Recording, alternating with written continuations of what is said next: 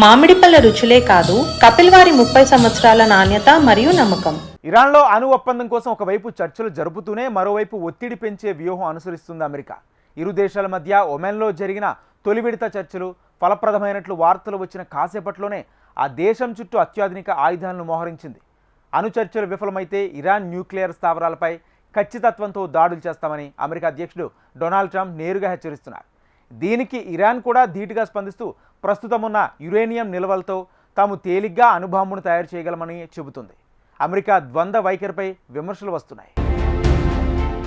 Iran అణు కార్యక్రమంపై అమెరికాతో చర్చల్లో తొలి అడుగు పడింది.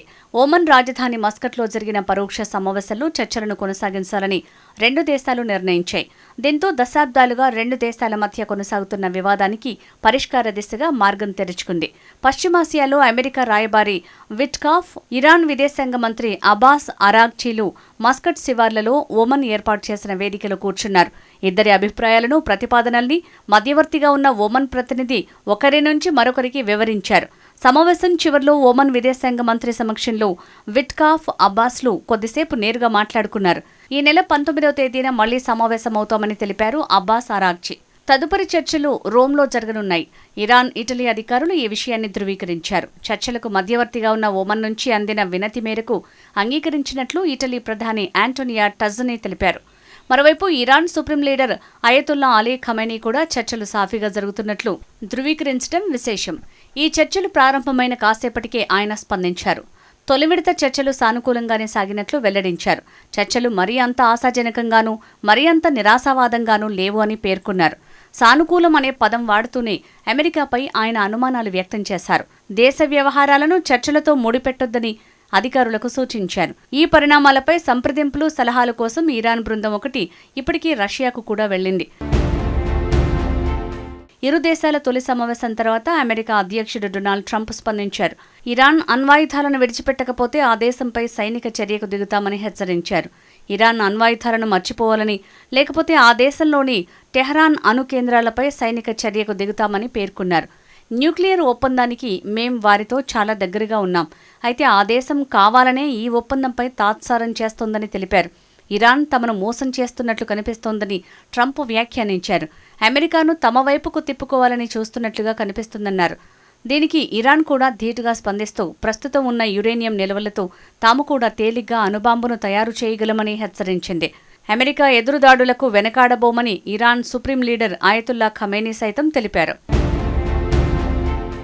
కాగా ఓవైపు ఇరాన్తో అణు చర్చలు మొదలుపెట్టిన అమెరికా మరోవైపు తన అత్యాధునిక ఆయుధాలను ఆ దేశం చుట్టూ మోహరిస్తోంది. టెహరాన్పై ఒత్తిడి పెంచే వ్యూహం అనుసరిస్తున్నట్లు తెలుస్తోంది.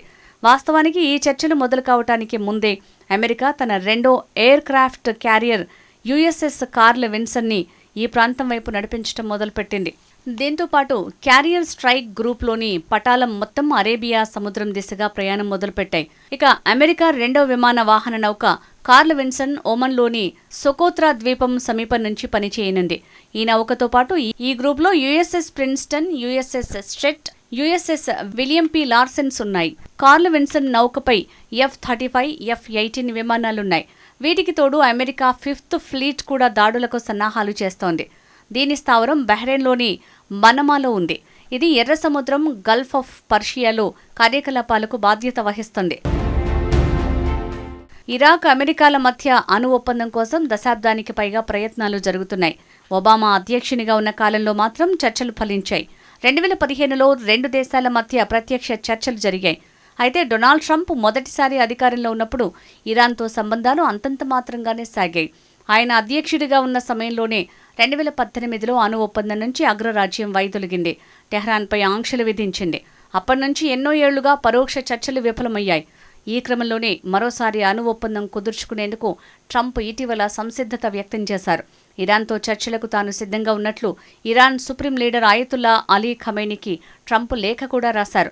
అణు ఒప్పందం విషయంలో ఇరాన్ తమతో ప్రత్యక్ష చర్చలకు రావాలని అమెరికా కోరుతుండగా పరోక్ష చర్చలైతేనే తాము ముందుకు వస్తామని ఖమేనీ స్పష్టం చేశారు.